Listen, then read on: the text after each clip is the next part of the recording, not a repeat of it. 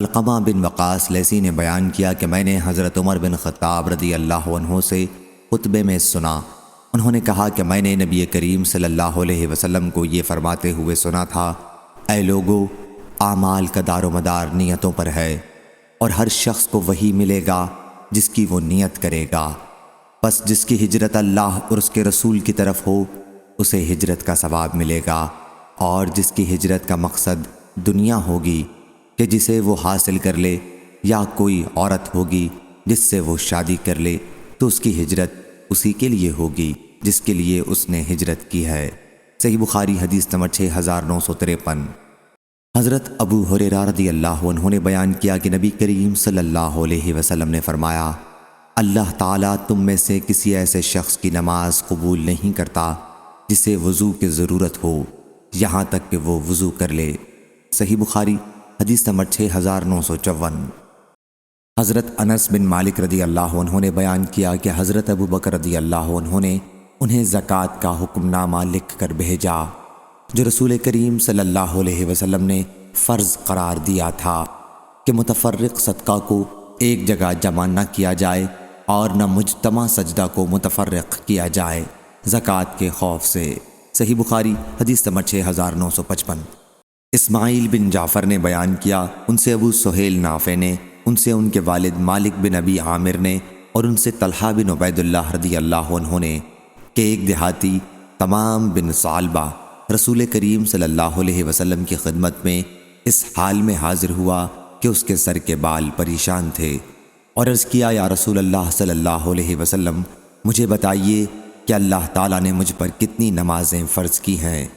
حضرت صلی اللہ علیہ وسلم نے فرمایا کہ 5 وقت کی نمازیں سوا ان نمازوں کے جو تم نفلی پڑھو۔ اس نے کہا، مجھے بتائیے کہ اللہ تعالیٰ نے کتنے روزے فرض کیے ہیں؟ حضرت صلی اللہ علیہ وسلم نے فرمایا کہ رمضان کے مہینے کے روزے سوا ان کے جو تم نفلی رکھو۔ اس نے پوچھا، مجھے بتائیے کہ اللہ تعالیٰ نے زکوٰۃ کتنی فرض کی ہے؟ بیان کیا کہ اس پر حضرت صلی اللہ علیہ وسلم نے زکوٰۃ کے مسائل بیان کیے۔ پھر اس دیہاتی نے کہا، اس ذات کی قسم جس نے آپ کو یہ عزت بخشی ہے، جو اللہ تعالیٰ نے مجھ پر فرض کیا ہے، اس میں نہ میں کسی قسم کی زیادتی کروں گا اور نہ کمی۔ حضرت صلی اللہ علیہ وسلم نے فرمایا کہ اگر اس نے صحیح کہا ہے تو یہ کامیاب ہوا، یا آپ نے فرمایا کہ اگر اس نے صحیح کہا ہے تو جنت میں جائے گا۔ اور بعض لوگوں نے کہا کہ 120 اونٹوں میں 2 حصے 3 برس کی 2 اونٹنیاں جو چوتھے برس میں لگی ہوں زکوٰۃ میں لازم آتی ہیں۔ پس مگر کسی نے ان اونٹوں کو عمدن تلف کر ڈالا، مثلا ذبح کر دیا یا اور کوئی ہیلا کیا، تو اس کے اوپر سے زکوٰۃ ساقط ہوگی۔ صحیح بخاری حدیث نمبر 6956۔ حضرت ابو ہریرہ رضی اللہ عنہ نے بیان کیا کہ رسول اللہ صلی اللہ علیہ وسلم نے فرمایا، قیامت کے دن تم میں سے کسی کا خزانہ چت کبرا اژدہا بن کر آئے گا، اس کا مالک اس سے بھاگے گا لیکن وہ اسے تلاش کر رہا ہوگا اور کہے گا کہ میں تمہارا خزانہ ہوں۔ فرمایا، واللہ وہ مسلسل تلاش کرتا رہے گا یہاں تک کہ وہ شخص اپنا ہاتھ پھیلا دے اور اژدہا اسے لقمہ بنائے گا۔ صحیح بخاری حدیث نمبر 6957۔ اور رسول اللہ صلی اللہ علیہ وسلم نے فرمایا، جانوروں کے مالک جنہوں نے ان کا شرعی حق ادا نہیں کیا ہوگا، قیامت کے دن ان پر وہ جانور غالب کر دیے جائیں گے اور وہ اپنی کھروں سے اس کے چہرے کو نوچیں گے۔ اور بعض لوگوں نے یہ کہہ دیا کہ اگر ایک شخص کے پاس اونٹ ہے اور اسے خطرہ ہے کہ زکوٰۃ اس پر واجب ہو جائے گی، اور اس لیے وہ کسی دن زکوٰۃ سے بچنے کے لیے ہیلے کے طور پر اسی جیسے اونٹ یا بکری یا گائے یا دراہم کے بدلے میں بیچ دے، تو اس پر کوئی زکوٰۃ نہیں۔ اور پھر اس کا یہ بھی کہنا ہے کہ اگر وہ اپنے اونٹ کی زکوٰۃ سال پورے ہونے سے 1 دن یا 1 سال پہلے دے دے تو زکوٰۃ ادا ہو جاتی ہے۔ صحیح بخاری حدیث نمبر 6958۔ ابن عباس رضی اللہ عنہ نے بیان کیا کہ سعد بن عبادہ انصاری رضی اللہ عنہ نے رسول اللہ صلی اللہ علیہ وسلم سے ایک نذر کے بارے میں سوال کیا جو ان کی والدہ پر تھی، اور ان کی وفات نذر پوری کرنے سے پہلے ہی ہو گئی تھی۔ حضرت صلی اللہ علیہ وسلم نے فرمایا کہ تو ان کی طرف سے پوری کر۔ اس کے باوجود بعض لوگ یہ کہتے ہیں کہ جب اونٹ کی تعداد 20 ہو جائے تو اس میں 4 بکریاں لازم ہیں، پس اگر سال پورا ہونے سے پہلے اونٹ کو ہبہ کر دے یا اسے بیچ دے، زکوٰۃ سے بچنے یا ہیلے کے طور پر، تاکہ زکوٰۃ اس پر ختم ہو جائے تو اس پر کوئی چیز واجب نہیں ہوگی۔ یہی حال اس صورت میں ہے اگر اس نے ضائع کر دیا اور پھر مر گیا تو اس کے مال پر کچھ واجب نہیں ہوگا۔ صحیح بخاری حدیث نمبر 6959۔ عبداللہ بن مسعود رضی اللہ عنہ نے بیان کیا کہ رسول اللہ صلی اللہ علیہ وسلم نے شغار سے منع فرمایا۔ میں نے نافع سے پوچھا شغار کیا ہے؟ انہوں نے کہا یہ کہ کوئی شخص بغیر مہر کے کسی کی لڑکی سے نکاح کرتا ہے یا اس سے بغیر مہر کے اپنی لڑکی کا نکاح کرتا ہے، بس اس کے سوا کوئی مہر مقرر نہ ہو۔ اور بعض لوگوں نے کہا اگر کسی نے ہیلا کر کے نکاح شغار کر لیا تو نکاح کا عقد درست ہوگا اور شرط لغو ہوگی، اور ہر ایک کو مہر مثل عورت کا ادا کرنا ہوگا۔ اور ہاں، بعض لوگوں نے متاع میں کہا ہے کہ وہاں نکاح بھی فاسد ہے اور شرط بھی باطل ہے، اور بعض حنفیہ یہ کہتے ہیں کہ متاع اور شغار دونوں جائز ہوں گے اور شرط باطل ہوگی۔ صحیح بخاری حدیث نمبر 6960۔ ظاہری نے بیان کیا ان سے حسن اور عبداللہ محمد بن علی کے 2 بیٹوں نے بیان کیا، ان سے ان کے والد نے کہ حضرت علی رضی اللہ عنہ سے کہا گیا کہ حضرت عبداللہ بن عباس رضی اللہ عنہ عورتوں کے متاع میں کوئی حرج نہیں سمجھتے۔ انہوں نے کہا کہ رسول اللہ صلی اللہ علیہ وسلم نے خیبر کی لڑائی کے موقع پر متاع سے اور پالتو گدھوں کے گوشت سے منع کر دیا تھا۔ اور بعض لوگ کہتے ہیں کہ اگر کسی نے حیلے سے متاع کر لیا تو نکاح فاسد ہے، اور بعض لوگوں نے کہا کہ نکاح جائز ہو جائے گا اور میعاد کی شرط باطل ہو جائے گی۔ صحیح بخاری حدیث نمبر 6961۔ حضرت ابو ہریرہ رضی اللہ عنہ نے بیان کیا کہ رسول اللہ صلی اللہ علیہ وسلم نے فرمایا بچا ہوا بے ضرورت پانی اس لیے نہ روکا جائے کہ اس کی وجہ سے بچی ہوئی گھاس بھی بچی رہے، اس میں بھی ہیلا سازی سے روکا گیا ہے۔ صحیح بخاری حدیث نمبر 6962۔ قتیبہ بن سعید نے بیان کیا، کہا ہم سے امام مالک نے، ان سے نافع نے اور ان سے ابن عمر رضی اللہ عنہ نے کہ نبی کریم صلی اللہ علیہ وسلم نے بیع نجش سے منع فرمایا۔ صحیح بخاری حدیث نمبر 6963۔ امام مالک نے بیان کیا، ان سے عبداللہ بن دینار نے اور ان سے حضرت عبداللہ بن عمر رضی اللہ عنہ نے کہ ایک صحابی نے نبی کریم صلی اللہ علیہ وسلم سے عرض کیا کہ وہ خرید و فروخت میں دھوکہ کھا جاتے ہیں۔ حضرت صلی اللہ علیہ وسلم نے فرمایا کہ جب تم کچھ خریدا کرو تو کہہ دیا کرو کہ اس میں کوئی دھوکہ نہ ہونا چاہیے۔ صحیح بخاری حدیث نمبر 6964۔ شعیب نے خبر دی ان سے ظاہری نے کہ عروہ ان سے بیان کرتے تھے کہ حضرت عائشہ رضی اللہ عنہا نے آیت اور اگر تمہیں خوف ہو کہ تم یتیموں کے بارے میں انصاف نہیں کر سکو گے تو پھر دوسری عورتوں سے نکاح کرو جو تمہیں پسند ہوں، آپ نے کہا کہ اس آیت میں ایسی یتیم لڑکی کا ذکر ہے جو اپنے ولی کی پرورش میں ہو اور ولی لڑکی کے مال اور اس کے حسن سے رغبت رکھتا ہو اور چاہتا ہو کہ عورتوں کے مہر وغیرہ کے متعلق جو سب سے معمولی طریقہ ہے اس کے مطابق اس سے نکاح کرے، تو ایسے ولیوں کو ان لڑکیوں کے نکاح سے منع کیا گیا ہے سوا اس صورت کے کہ ولی مہر کو پورا کرنے میں انصاف سے کام لے۔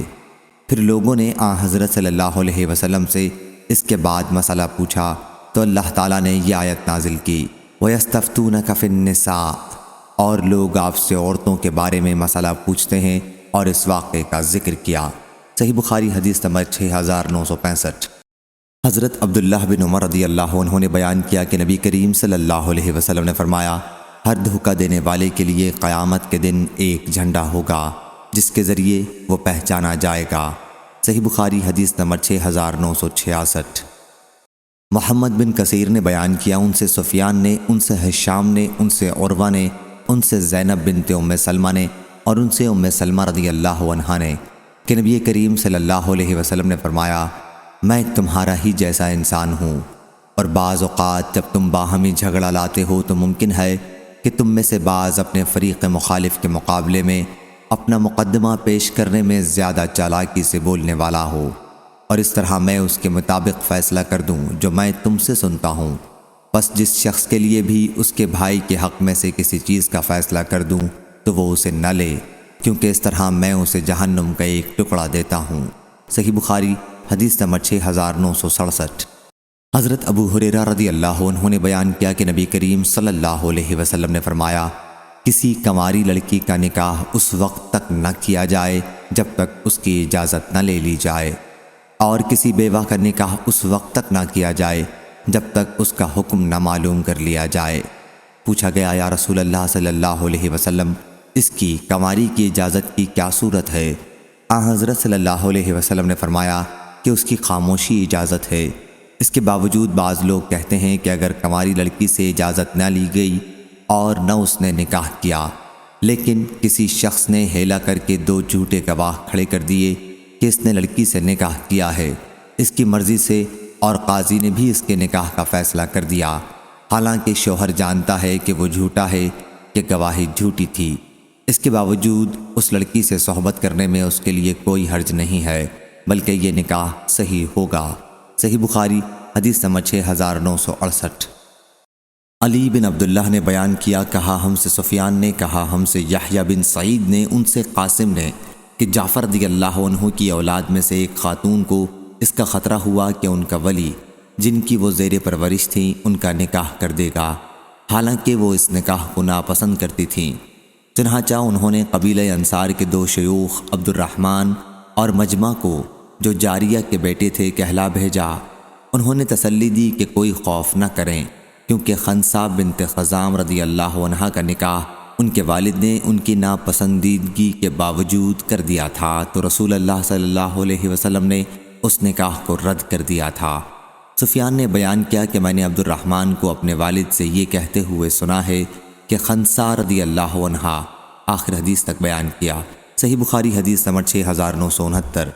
حضرت ابو ہریرہ رضی اللہ عنہ نے بیان کیا کہ رسول اللہ صلی اللہ علیہ وسلم نے فرمایا، کسی بیوہ سے اس وقت تک شادی نہ کی جائے جب تک اس کا حکم نہ معلوم کر لیا جائے، اور کسی کنواری سے اس وقت تک نکاح نہ کیا جائے جب تک اس کی اجازت نہ لے لی جائے۔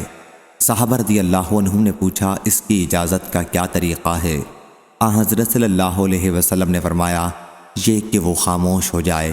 پھر بھی بعض لوگ کہتے ہیں کہ اگر کسی شخص نے 2 جھوٹے گواہوں کے ذریعے حیلہ کیا اور یہ جھوٹ گھڑا کہ کسی بیوہ عورت سے اس نے اس کی اجازت سے نکاح کیا ہے، اور قاضی نے بھی اس مرد سے اس کے نکاح کا فیصلہ کر دیا، جبکہ اس مرد کو خوب خبر ہے کہ اس نے اس عورت سے نکاح نہیں کیا ہے، تو یہ نکاح جائز ہے، اور اس کے لیے اس عورت کے ساتھ رہنا جائز ہو جائے گا۔ صحیح بخاری حدیث نمبر 6970۔ حضرت عائشہ رضی اللہ عنہا نے بیان کیا کہ رسول اللہ صلی اللہ علیہ وسلم نے فرمایا، کنواری لڑکی سے اجازت لی جائے گی۔ میں نے پوچھا کہ کنواری لڑکی شرمائے گی؟ حضرت صلی اللہ علیہ وسلم نے فرمایا کہ اس کی خاموشی ہی اجازت ہے۔ اور بعض لوگوں کا کہنا ہے کہ کوئی شخص اگر کسی یتیم لڑکی یا کنواری لڑکی سے نکاح کا خواہش مند ہو، لیکن لڑکی راضی نہ ہو، اس پر اس نے حیلہ کیا اور 2 جھوٹے گواہوں کی گواہی اس کی دلائی کہ اس نے اس لڑکی سے شادی کر لی ہے، پھر جب وہ لڑکی جوان ہوئی اور اس نکاح سے وہ بھی راضی ہو گئی، اور قاضی نے اس جھوٹی شہادت کو قبول کر لیا، حالانکہ وہ بھی جانتا ہے کہ یہ سارا ہی جھوٹ اور فریب ہے، تب بھی اس سے جمع کرنا جائز ہے۔ صحیح بخاری حدیث نمبر 6971۔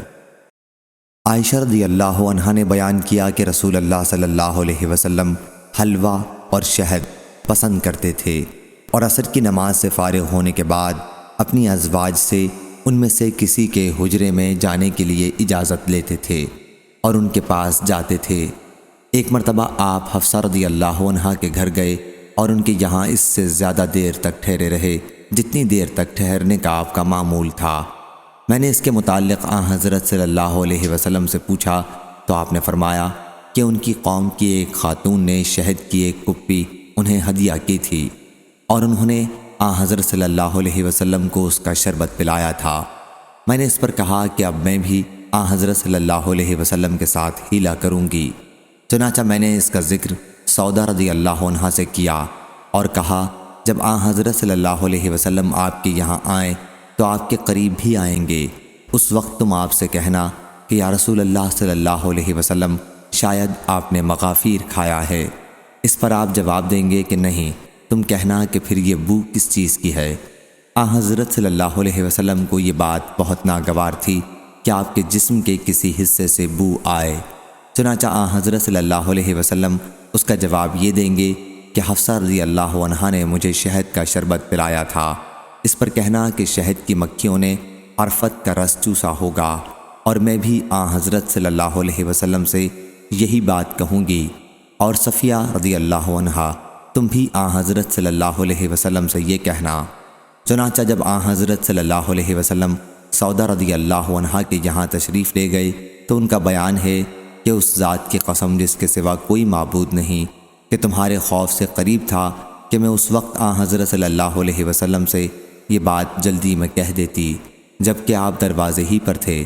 آخر جب حضرت صلی اللہ علیہ وسلم قریب آئے تو میں نے عرض کیا یا رسول اللہ صلی اللہ علیہ وسلم آپ نے مغافیر کھایا ہے؟ حضرت صلی اللہ علیہ وسلم نے فرمایا کہ نہیں۔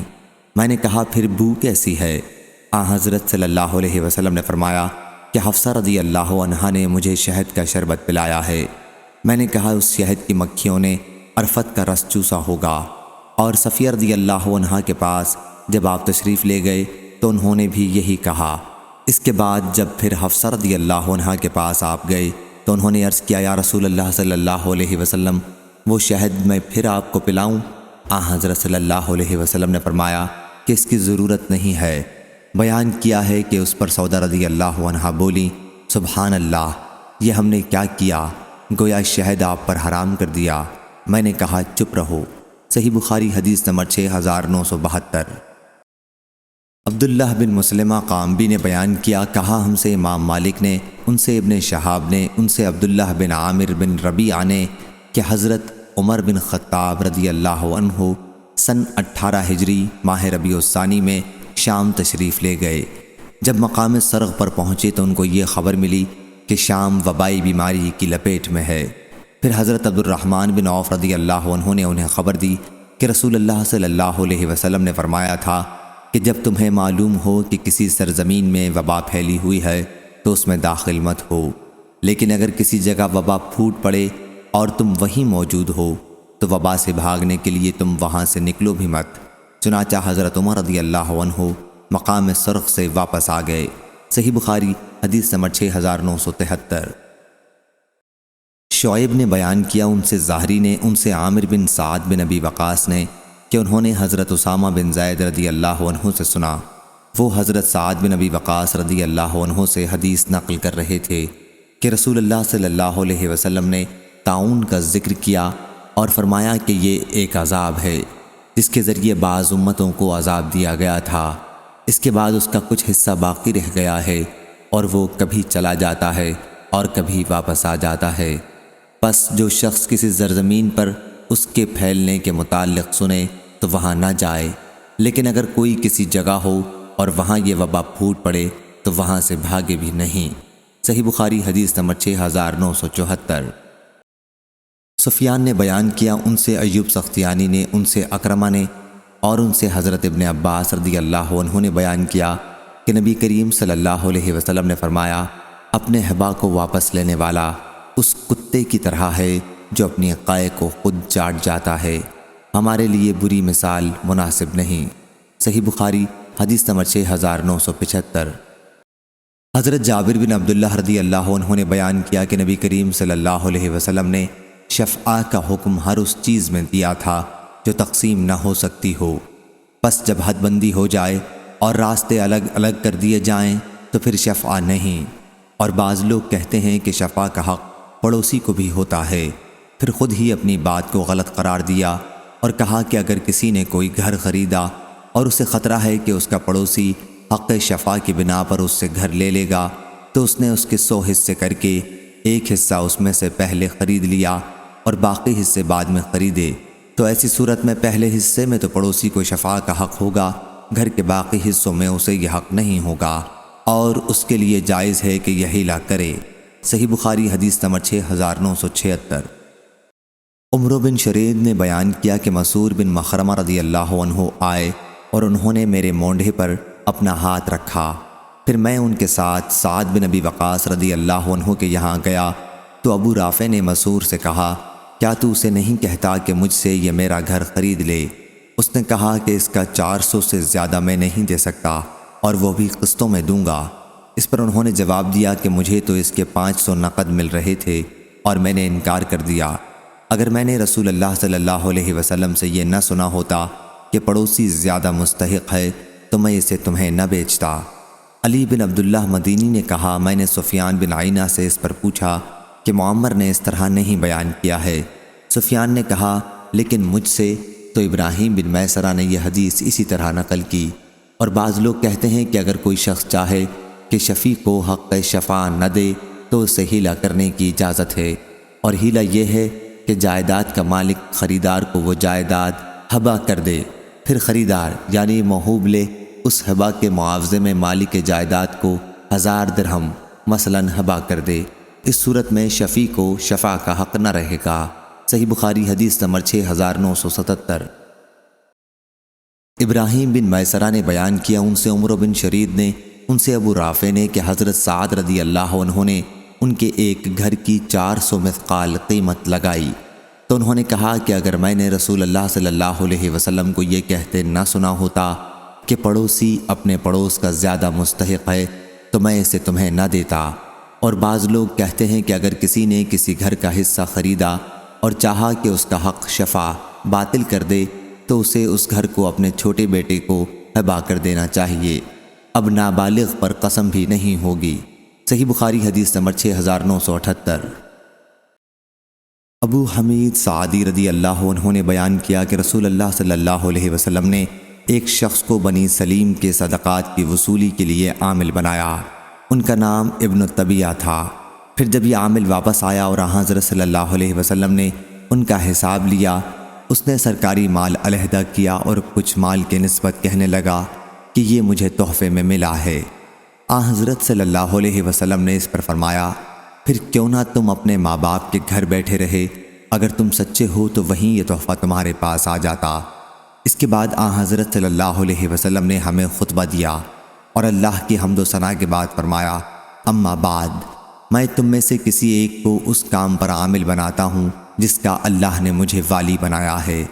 پھر وہ شخص آتا ہے اور کہتا ہے کہ یہ تمہارا مال ہے اور یہ تحفہ ہے جو مجھے دیا گیا تھا۔ اسے اپنے ماں باپ کے گھر بیٹھا رہنا چاہیے تھا تاکہ اس کا تحفہ وہیں پہنچ جاتا۔ اللہ کی قسم، تم میں سے جو بھی حق کے سوا کوئی چیز لے گا وہ اللہ تعالیٰ سے اس حال میں ملے گا کہ اس چیز کو اٹھائے ہوئے ہوگا۔ میں تم میں ہر اس شخص کو پہچان لوں گا جو اللہ سے اس حال میں ملے گا کہ اونٹ اٹھائے ہوگا جو بلبلا رہا ہوگا، یا گائے اٹھائے ہوگا جو اپنی آواز نکال رہی ہوگی، یا بکری اٹھائے ہوگا جو اپنی آواز نکال رہی ہوگی۔ پھر آپ نے ہاتھ اٹھایا یہاں تک کہ آپ کے بغل کی سفیدی دکھائی دینے لگی اور فرمایا، اے اللہ، کیا میں نے پہنچا دیا؟ یہ فرماتے ہوئے حضرت صلی اللہ علیہ وسلم کو میری آنکھوں نے دیکھا اور کانوں نے سنا۔ صحیح بخاری حدیث نمبر 6979۔ حضرت ابو رافع رضی اللہ عنہ نے بیان کیا کہ نبی کریم صلی اللہ علیہ وسلم نے فرمایا، پڑوسی اپنے پڑوسی کا زیادہ حقدار ہے۔ اور بعض لوگوں نے کہا کہ اگر کسی شخص نے ایک گھر 20,000 درہم کا خریدا تو شفاع کا حق ساقط کرنے کے لیے یہ ہیلا کرنے میں کوئی قباحت نہیں کہ مالک مکان کو 9,999 درہم نقد ادا کرے، تکملے میں جو باقی رہے یعنی 10,000 اور 1 درہم، اس کے بدل مالک مکان کو 1 دینار اشرفی دے دے۔ اس صورت میں اگر شفیع اس مکان کو لینا چاہے گا تو اس کو 20,000 درہم پر لینا ہوگا، ورنہ وہ اس گھر کو نہیں لے سکتا۔ ایسی صورت میں اگر بیع کے بعد یہ گھر بائع کے سوا اور کسی کا نکلا تو خریدار بائع سے ہی وہی قیمت پھر لے گا جو اس نے دی ہے، یعنی 9,999 درہم اور 1 دینار۔ 20,000 درہم نہیں پھیر سکتا، کیونکہ جب وہ گھر کسی اور کا نکلا تو اب وہ بیع صرف جو بائع اور مشتری کے بیچ میں ہو گئی تھی باطل ہو گئی، تو اصل دینار پھر نہ لازم ہوگا نہ اس کے ثمن، یعنی 10,000 اور 1 درہم۔ اگر اس گھر میں کوئی عیب نکلا لیکن وہ بائع کے سوا کسی اور کی ملک نہیں نکلا تو خریدار اس گھر کو بائع کو واپس اور 20,000 درہم اس سے لے سکتا ہے۔ حضرت امام بخاری رحمہ اللہ نے کہا تو ان لوگوں نے مسلمانوں کے آپس میں مکر و فریب کو جائز رکھا، اور حضرت صلی اللہ علیہ وسلم نے تو فرمایا ہے، مسلمان کی بیع میں جو مسلمان کے ساتھ ہو نہ عیب ہونا چاہیے، یعنی بیماری، نہ خباثت، نہ کوئی آفت۔ صحیح بخاری حدیث نمبر 6980۔